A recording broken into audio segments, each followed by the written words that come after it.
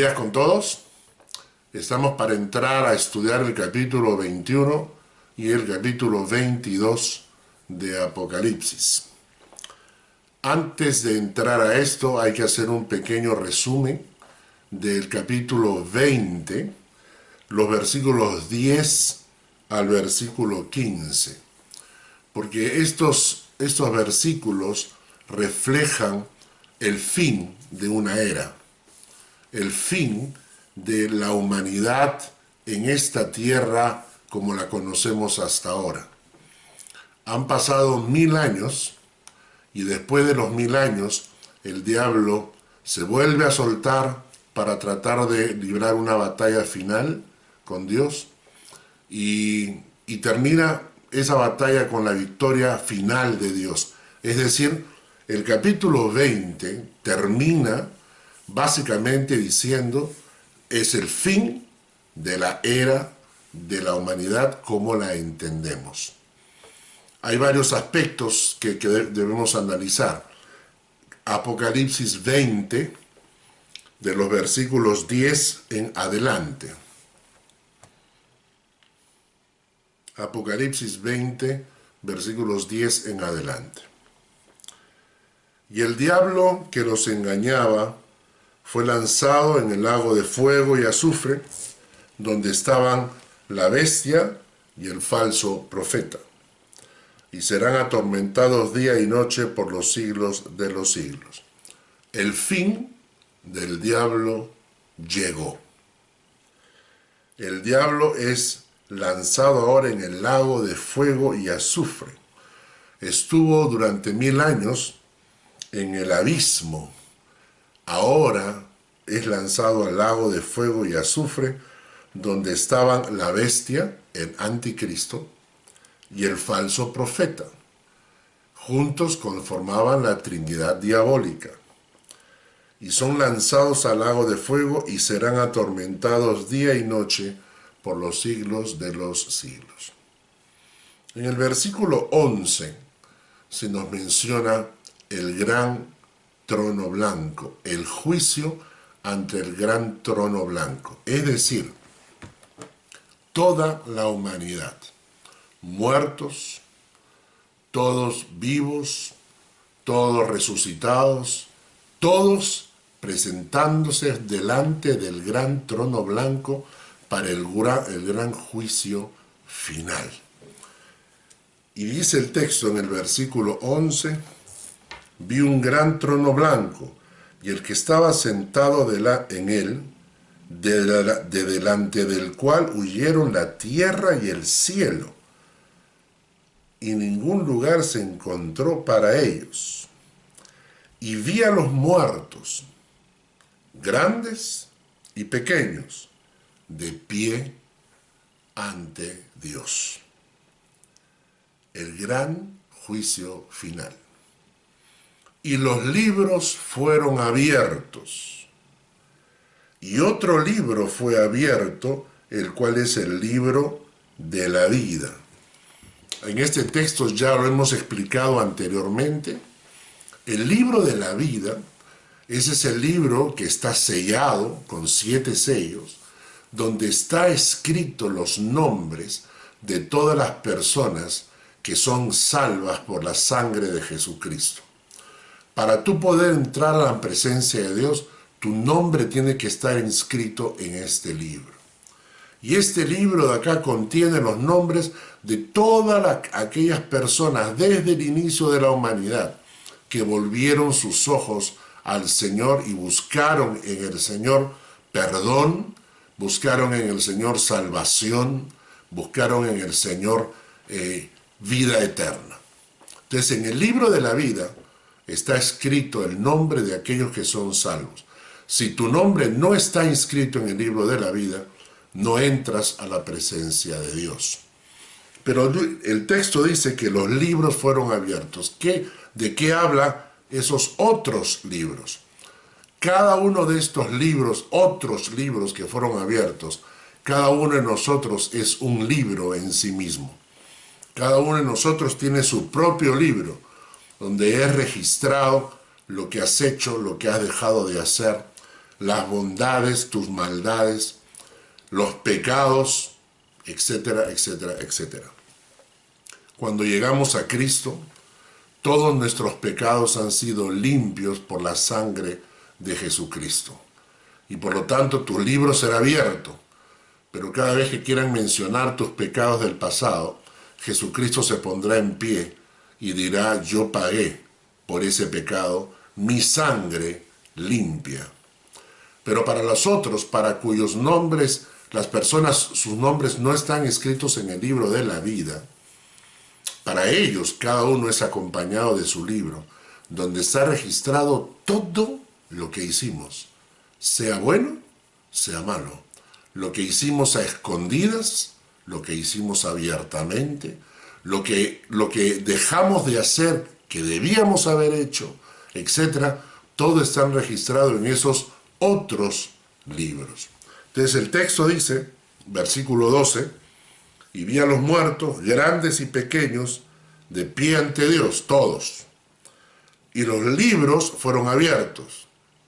Y otro libro fue abierto, el cual es el libro de la vida.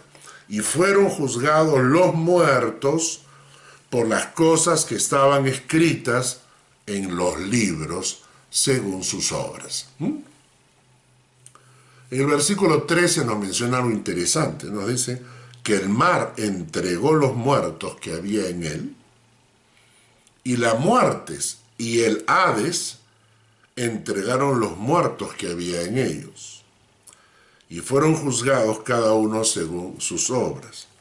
El mar, la muerte y el Hades se les nombra como lugares donde están depositados los muertos. Y dice que ellos se entregan a sus muertos para ser juzgados. El juicio final, este es el juicio final. El versículo 14 dice, y la muerte y el Hades fueron lanzados al lago de fuego. Son tratados como si fueran personas, ¿no? Porque dice, la muerte y el Hades fueron lanzados al lago de fuego. Son destruidos. El lugar de los muertos es destruido. La muerte también es destruida.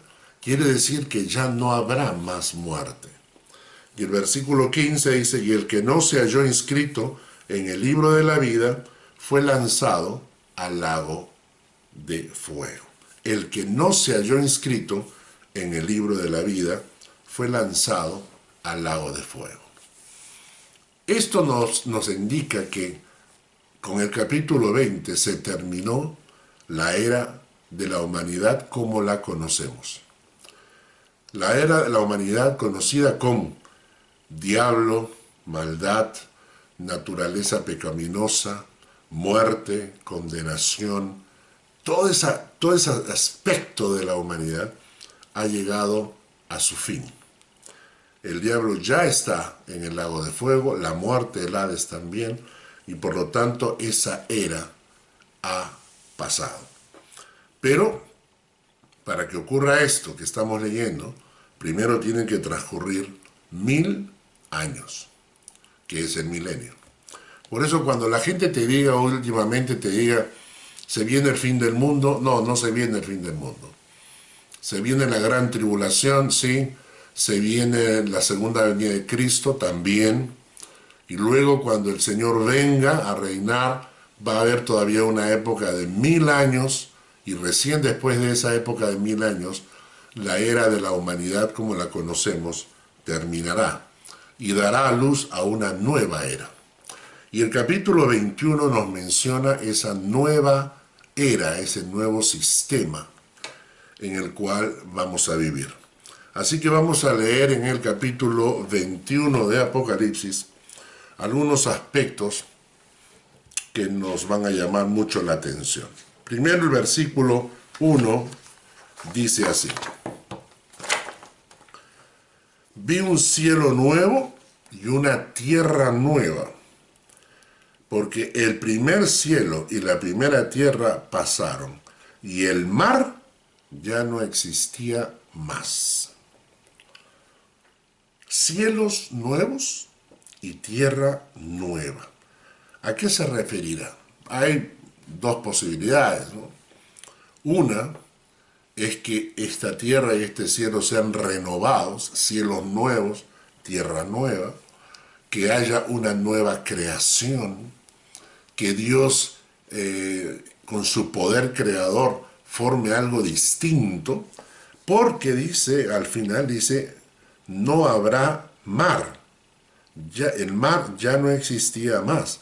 Y nuestros cuerpos, las plantas y los animales que están compuestos de agua, estamos hablando de este cuerpo. Este cuerpo está compuesto de agua y necesita agua para sobrevivir. Pero no estamos hablando de los cuerpos resucitados. Los cuerpos resucitados no necesitan agua para vivir. Los cuerpos resucitados tienen una nueva estructura. Vamos a pensar en Jesucristo. Jesucristo murió, resucitó, y cuando se aparece a sus discípulos tiene características sobrenaturales. Puede moverse de un lugar a otro, puede atravesar paredes, puede atravesar puertas, aunque tenía las marcas y las huellas de las heridas de la crucifixión. Sin embargo, se sanó rápidamente, en 3 días estaba recuperado. Entonces la Biblia, cuando menciona los cuerpos de corrupción, habla de este cuerpo, el cuerpo carnal, que se pudre, que se malogra, que es un cuerpo que se corrompe, ¿no es cierto? Y por eso la vejez y las enfermedades. Pero dice la Biblia que con la resurrección recibiremos cuerpos inmortales e incorruptibles. De ahí que en esos nuevos cielos y nueva tierra probablemente no sea necesaria el agua.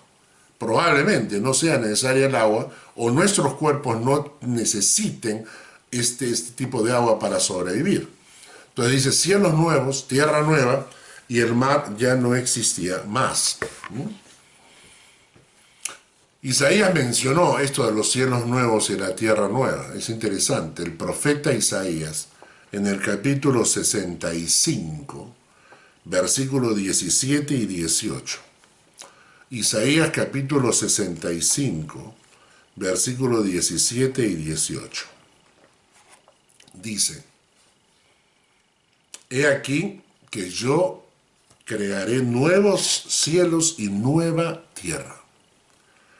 Y de lo primero no habrá memoria, ni más vendrá el pensamiento.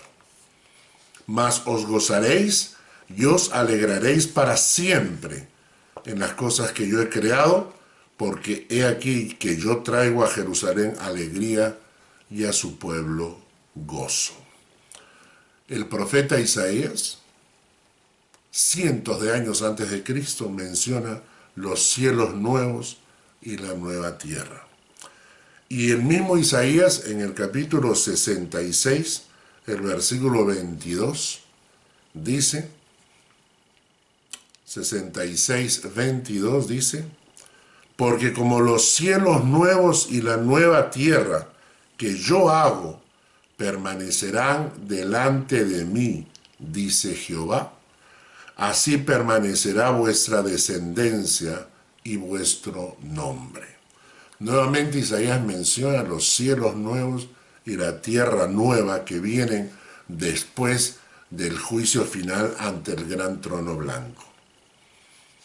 Pedro, el apóstol Pedro, sabía de esto. En 2 de Pedro, capítulo 3, 2 de Pedro, capítulo 3, versículos 5 en adelante. 2 de Pedro 3, versículos 5 en adelante. Estos ignoran voluntariamente que en el tiempo antiguo fueron hechos por la palabra de Dios los cielos y también la tierra, que proviene del agua y por el agua subsiste. Por lo cual el mundo de entonces pereció anegado en agua. Pero los cielos y la tierra que existen ahora están reservados por la misma palabra, guardados para el fuego en el día del juicio y de la perdición de los hombres impíos. ¿Notan? Versículo 7. Los cielos y la tierra que existen ahora están reservados por la misma palabra, guardados para el fuego en el día del juicio y de la perdición de los hombres impíos. Mas, oh amados, versículo 8, no ignoréis esto, que para con el Señor un día es como 1000 años y 1000 años como un día. El Señor no retarda su promesa, según algunos la tienen por tardanza, sino que es paciente para con nosotros, no queriendo que ninguno perezca, sino que todos procedan al arrepentimiento. Pero el día del Señor vendrá como ladrón en la noche, en el cual los cielos pasarán con gran estruendo, y los elementos ardientes serán desechados, y la tierra y las obras que en ella hay serán quemadas. Puesto que todas estas cosas han de ser deshechas, ¿cómo no debéis vosotros andar en santa y piadosa manera de vivir, esperando y apresurándoos para la venida del día de Dios, en el cual los cielos, encendiéndose, serán deshechos, y los elementos siendo quemados se fundirán? Pedro está hablando de la gran tribulación que hemos visto anteriormente. Hemos visto las plagas, hemos visto todo lo que ocurre con las copas de ira de Dios, toda los cataclismos, etcétera, que van a ocurrir. Y luego en el versículo 13, Pedro dice, pero nosotros esperamos, según sus promesas, cielos nuevos y tierra nueva, en los cuales mora la justicia.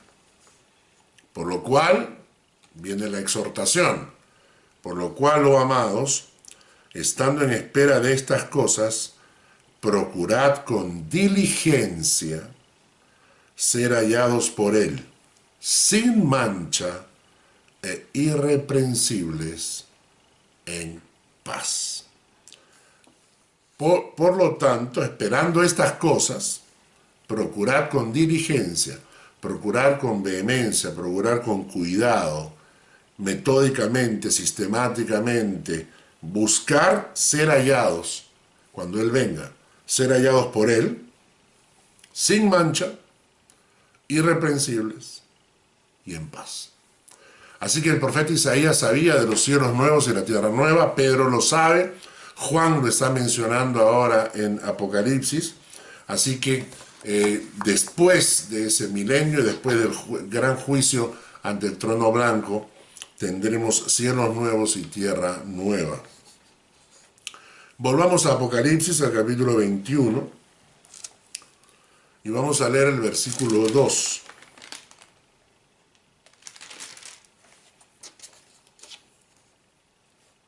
Apocalipsis, capítulo 21, versículo 2.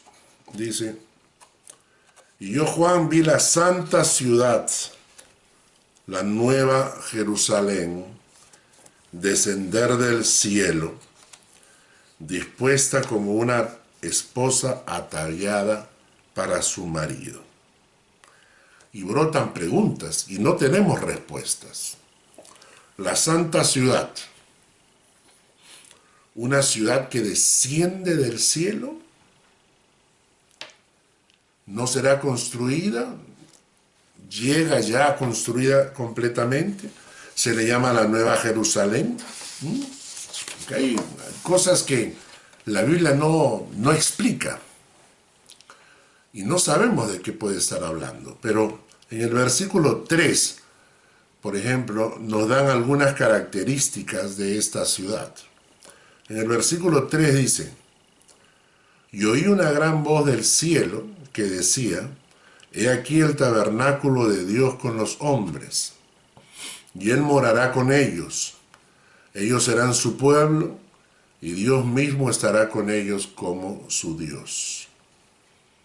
Se le menciona a esta nueva ciudad como el tabernáculo de Dios con los hombres, que Dios morará con ellos, que ellos serán su pueblo, que Dios mismo estará con ellos como su Dios. Lo importante, el énfasis de este texto que acabamos de hablar, es que Dios está presente.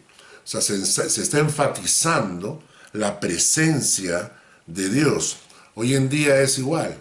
La presencia de Dios es lo que hace la diferencia en nuestras vidas, en nuestras familias, en las iglesias. Cuando hay la presencia de Dios es distinto. Dios cambia el ambiente, Dios cambia corazones, Dios cambia circunstancias. La presencia de Dios hace un cambio. Entonces el versículo 3 de Apocalipsis lo que nos enfatiza es que parte de esta nueva ciudad, la presencia de Dios es latente. En el versículo 4 de Apocalipsis 21 dice: enjugará Dios toda lágrima de los ojos de ellos, y ya no habrá muerte, ni habrá más llanto, ni clamor, ni dolor, porque las primeras cosas pasaron. Quiere decir que nosotros estamos viviendo en las primeras cosas.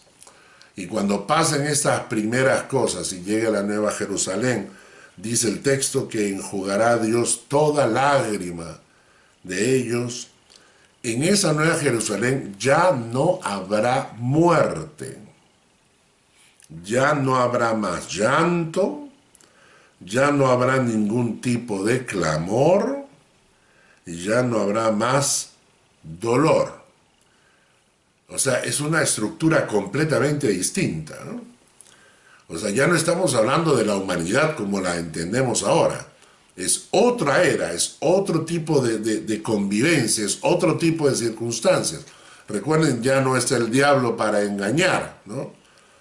Y las personas que decidieron darle la espalda a Dios también fueron desechadas. Entonces, en este momento estamos en una situación sui generis, una nueva Jerusalén con la presencia de Dios, cielos nuevos, tierra nueva, y en ese nuevo ambiente, dice, enjugará Dios toda lágrima, no habrá muerte, no habrá llanto, no habrá ningún tipo de clamor, ya no habrá más dolor, etc.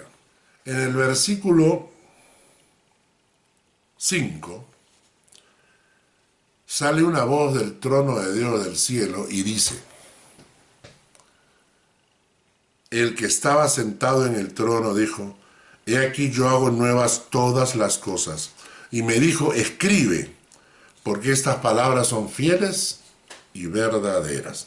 En este versículo hay dos afirmaciones que son impactantes. La primera dice: he aquí yo hago nuevas todas las cosas. Y esto me hace recordar a 2 Corintios 5:17, ¿no? Quien está en Cristo, nueva criatura es. Las cosas viejas pasaron y todo es hecho nuevo. Dios tiene la capacidad de hacer nuevas todas las cosas. Nuestras vidas, a veces nuestros matrimonios, a veces nuestras familias, nuestras empresas, a veces entramos en crisis, en tormenta, en conflicto. Nunca olvidemos que si buscamos a Dios sinceramente y de corazón, Dios puede hacer nuevas todas las cosas. Las relaciones interpersonales, las relaciones conyugales, nuestro futuro, Dios puede hacer nuevas todas las cosas. Y la segunda frase que se menciona en este texto es: estas palabras son verdaderas y dignas de confianza. Como que Dios le está diciendo a la gente: no dudes, no dudes, porque lo que estoy diciendo es absolutamente cierto. Y la voz sale del mismo trono de Dios, ¿no? El que estaba en el trono dijo, ¿no? Son palabras de Dios mismo. Si esto no llega a ocurrir, es que Dios es mentiroso. Entonces esta frase está como diciendo: hey, abran los ojos. están escuchando lo que va a ocurrir y es absolutamente verdad lo que estoy diciendo porque sale del mismo trono de Dios. Todo lo que ustedes están escuchando así va a pasar, ¿no? En el versículo 6 de Apocalipsis dice: y me dijo, hecho está. Yo soy el alfa y la omega, el principio y el fin. Al que tuviere sed, yo le daré gratuitamente de la fuente del agua de la vida, y el que venciere heredará todas las cosas, y yo seré su Dios y él será mi hijo. Tomen nota de tres cosas. Tres cosas. El que está hablando dice, hecho está. Lo que acabamos de mencionar. Ya terminó la primera era de la humanidad. Hecho está, ya terminó, se acabó, ¿no? ¿Y quién dice esas cosas? Dios mismo. Se describe como el alfa y la omega, la primera y la última letra del alfabeto griego, el principio y el fin de las cosas. El universo no gira alrededor del hombre. La humanidad, quizás los filósofos, los sociólogos, muchos científicos nos han hecho creer que el mundo gira alrededor de nosotros, que nosotros somos el centro del universo y que todo tiene que girar a mi alrededor. Según la Biblia, todo fue creado por medio de Él y para Él. Él es el centro del universo. Él es el principio y el fin de las cosas. Y ojalá entendamos eso en nuestras propias vidas. Que Él es el centro del universo y debe ser el centro de mi vida también. No es el hombre, no son mis hijos, no es mi familia, no es mi trabajo, no es mi negocio.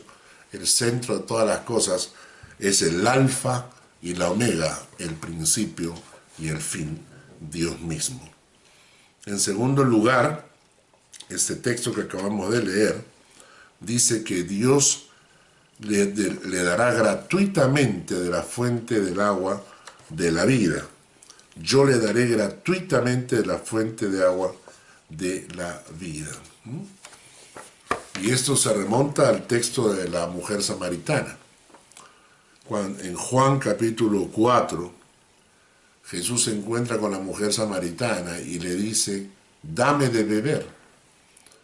La mujer samaritana le dice, ¿cómo? Tú siendo judío y varón, hombre, me pides a mí de beber.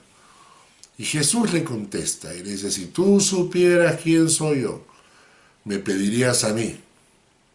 Me pedirías a mí. Y yo te daría agua, ¿no?, que brota del corazón y no tendría sed jamás, ¿no?, le explica Jesucristo. Eso es lo que está hablándose de este pasaje. El alma del hombre está sedienta, pero para ser satisfecha necesita beber del agua de vida que viene del corazón del Señor. Quiere decir que Él satisface toda nuestra necesidad. Toda nuestra necesidad es satisfecha por el Señor. Cuando uno se muere de sed y tomas agua, entonces este texto lo que quiere decir es que en Jesucristo realmente encontramos lo que satisface toda nuestra sed interior. Y tercero, dice en el versículo 7, el que venciere heredará todas las cosas, y yo seré su Dios, y él será mi hijo. El que venciere.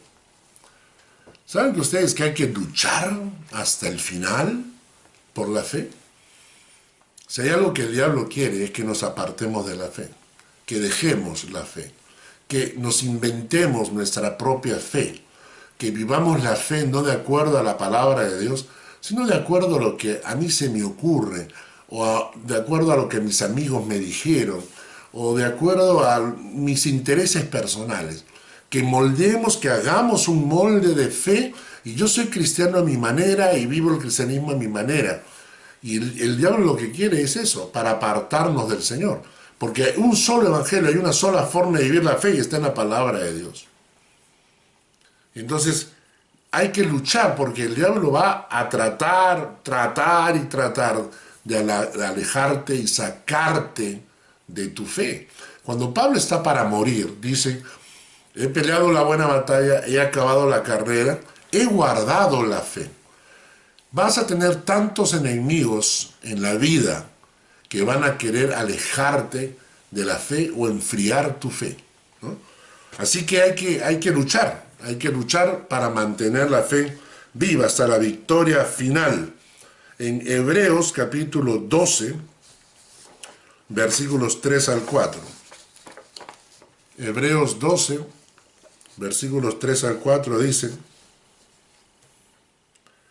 considerad a aquel que sufrió tal contradicción de pecadores contra sí mismo, para que vuestro ánimo no se canse hasta desmayar, porque aún no habéis resistido hasta la sangre combatiendo contra el pecado. No habéis resistido hasta la sangre combatiendo con el pecado. ¿Quién de nosotros ha tenido que luchar por su vida para mantener su fe? ¿Quién de nosotros ha tenido su vida en peligro por la fe en Jesucristo? Ninguno.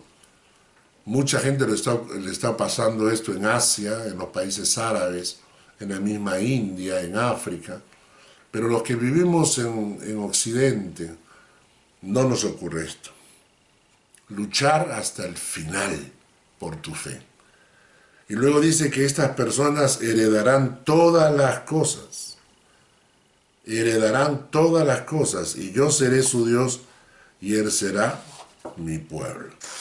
La Biblia menciona que somos coherederos con Cristo. Todo lo nuevo que vamos a recibir en el reino de Dios como herencia de Cristo lo va a compartir con nosotros. Versículo 8, y aquí hay que poner un punto alto acá. Versículo 8.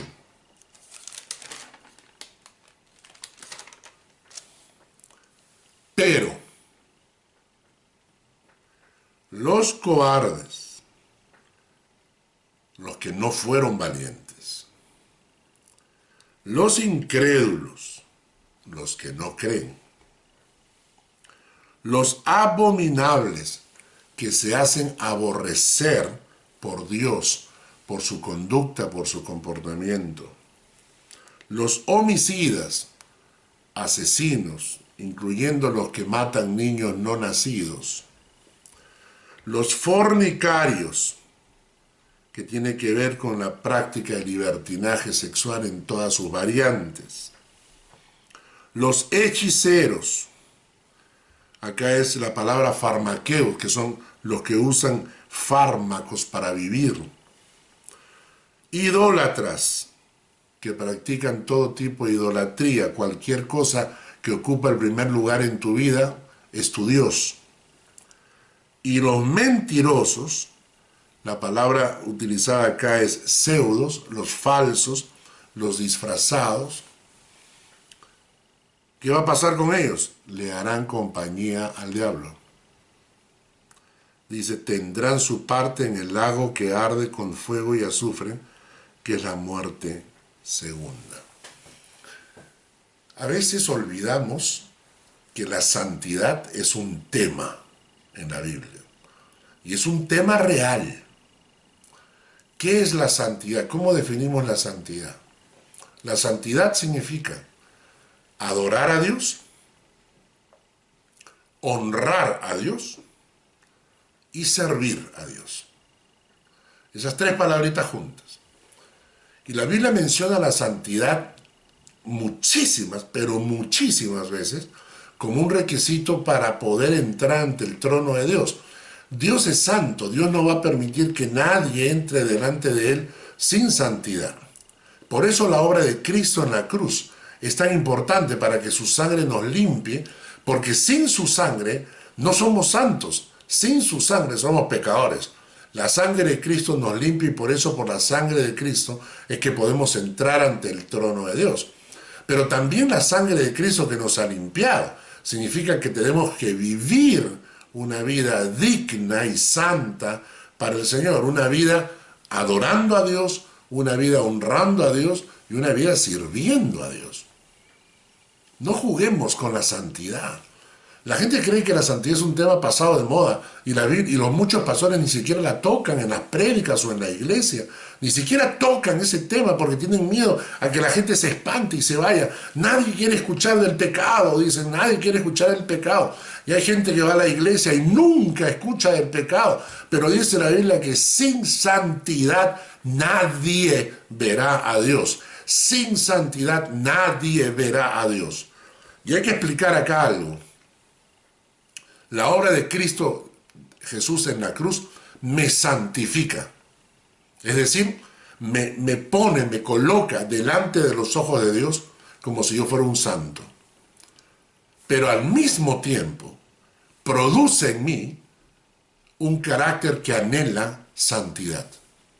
Sed santos como yo soy santo, escribe Pedro en su epístola. Quiere decir que por la sangre de Cristo puedo entrar ante el trono de Dios y delante del trono de Dios pararme porque la sangre de Cristo me ha santificado. Pero al mismo tiempo estoy en un proceso porque anhelo la santidad real. Tengo la posición delante de Dios, pero me falta cumplir la función. Y por eso nosotros, cuando tú has sido realmente tocado por el Señor, la santidad es un tema que te preocupa, porque quieres honrar a Dios, quieres adorar a Dios y quieres servir a Dios. Y estas categorías que acabamos de leer, ¿pertenezco yo a alguna de estas categorías? Cobarde, incrédulo, abominable, homicida, fornicario, hechicero, idólatra, mentiroso. ¿Entendemos lo grave que es ante los ojos de Dios practicar estas cosas? Dios es amor, pero al mismo tiempo aborrece estas cosas. Algunos dicen, no, Dios es tanto amor que Él cubre todos los errores. ¿Sí? ¿Lo harías tú? ¿Tú crees que Dios es tanto amor que perdonaría simplemente porque se le ocurrió así? ¿Perdonaría a un pedófilo que ha violado niños? ¿Tú crees que un pedófilo que ha violado niños merece el amor de Dios? No. ¿Tú crees que una persona que es continuamente es malvada, merece el perdón de Dios? No. ¿Merece el amor de Dios? No. Por el amor de Dios, Dios le da la oportunidad de salvación. Eso es sí. Por el amor de Dios, Dios le va a dar oportunidad de arrepentirse, de convertirse en sus pecados, de buscar a Dios. Pero cuando alguien consciente y voluntariamente quiere practicar estas cosas, que creen que Dios voltea, hace la mirada loca y el amor de Dios pasa por alto tremendas ofensas. No, no es así. El amor de Dios es grande, pero también su santidad. El amor de Dios se manifiesta en misericordia, pero la santidad de Dios se manifiesta en juicio. La Biblia menciona que estas cosas no agradan a Dios, y una persona que conscientemente las practica muestra que el Señor no está gobernando en su corazón.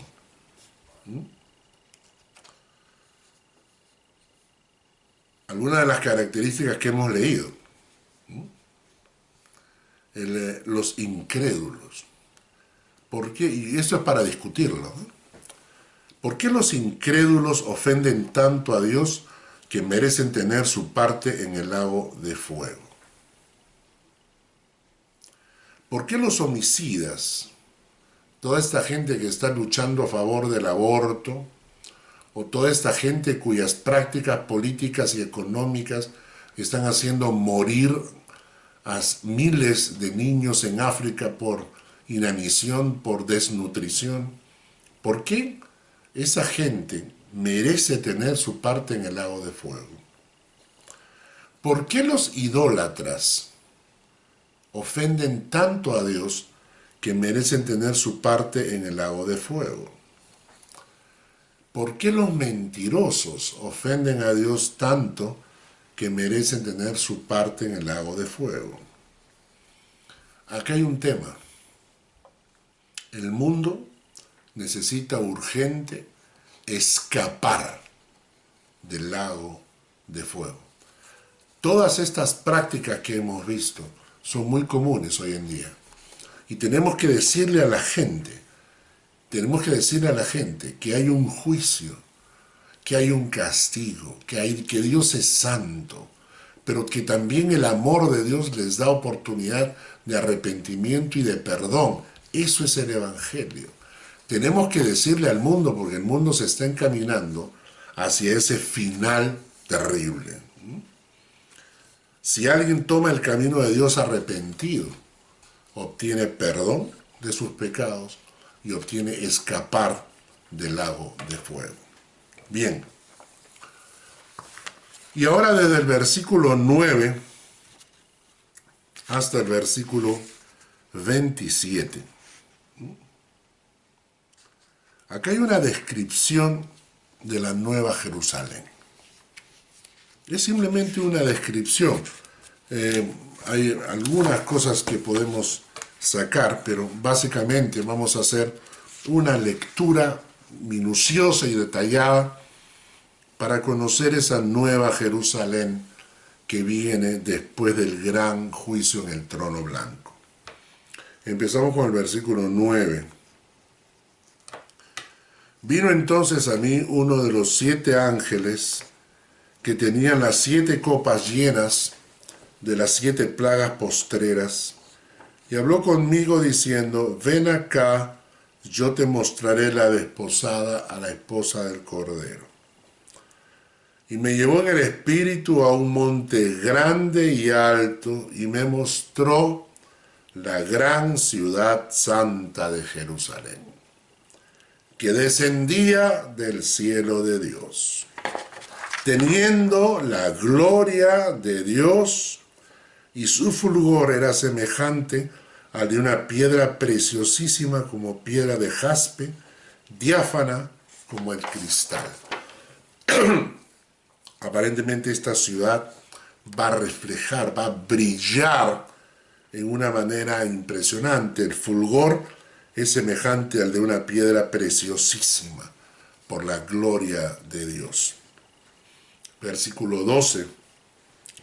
Tenía un muro grande y alto con 12 puertas, y en las puertas 12 ángeles, y nombres inscritos que son los de las 12 tribus de los hijos de Israel.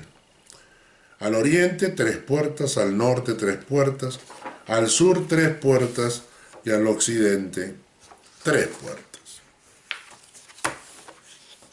Y el muro de la ciudad tenía 12 cimientos, y sobre ellos los 12 nombres de los 12 apóstoles del Cordero. El que habita conmigo tenía una caña de medir. El que hablaba conmigo tenía una caña de medir de oro para medir la ciudad, sus puertas y su muro. La ciudad se halla establecida en cuadro, y su longitud es igual a su anchura. Y él midió la ciudad con la caña, 12.000 estadios, la longitud, la altura y la anchura de ellas son iguales. La ciudad aparentemente es un cubo. Un cubo. Si hacen un cálculo de lo que es un estadio, un estadio medía más o menos 185 metros. Quiere decir que 12.000 estadios que se mencionan en este texto vienen a ser 2.220 kilómetros de largo. Y esto si multiplicamos en área plana, por ejemplo, 2.220 kilómetros por 2.220 kilómetros, son 4.928.000 kilómetros cuadrados. Suiza tiene solo 41.000. Esto significa que la Nueva Jerusalén, solamente pensando en área, o sea, en área plana, tendrías 120 veces más grande que Suiza. Serían 120 Suizas en términos planos. Pero recuerden que es un cubo. En el versículo 17 dice, y midió su muro 144 codos de medida de hombre, la cual es de ángel.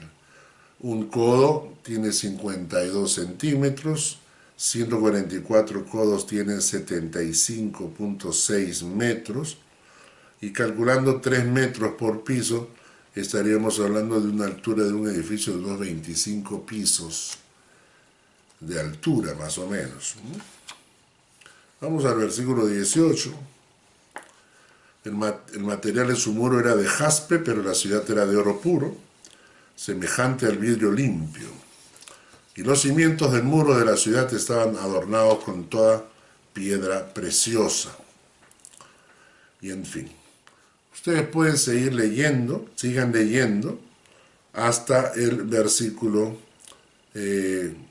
26. Y esto simplemente va describiendo la Nueva Jerusalén. Yo voy a terminar con el versículo 27, que dice que no entrará en ella ninguna cosa inmunda, o que hace abominación y mentira, sino solamente los que están inscritos en el libro de la vida del Cordero. Es decir, los únicos que podrán entrar ante la presencia de Dios en la Nueva Jerusalén son aquellos cuyos nombres están inscritos en el libro de la vida del Cordero. Nuevamente se repite el mismo tema. Y la pregunta es esta: ¿estás absolutamente seguro que tu nombre está inscrito en el libro de la vida? ¿Sabes cómo se ve eso? Es fácil. Anda a la palabra y fíjate cuáles son características naturales de un hijo de Dios. Un libro que les recomiendo para leer es la primera epístola de Juan, porque hay varios textos ahí donde Pablo dice, por ejemplo, dice, el que ama a su hermano ha pasado de muerte a vida. El que no ama a su hermano permanece en muerte.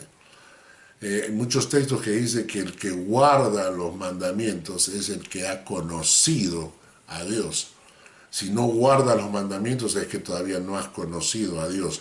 Entonces les invito a hacer un estudio de Primera de Juan y analizar el texto bajo esta pregunta: ¿cuáles son las características naturales de alguien cuyo nombre está inscrito en el libro de la vida?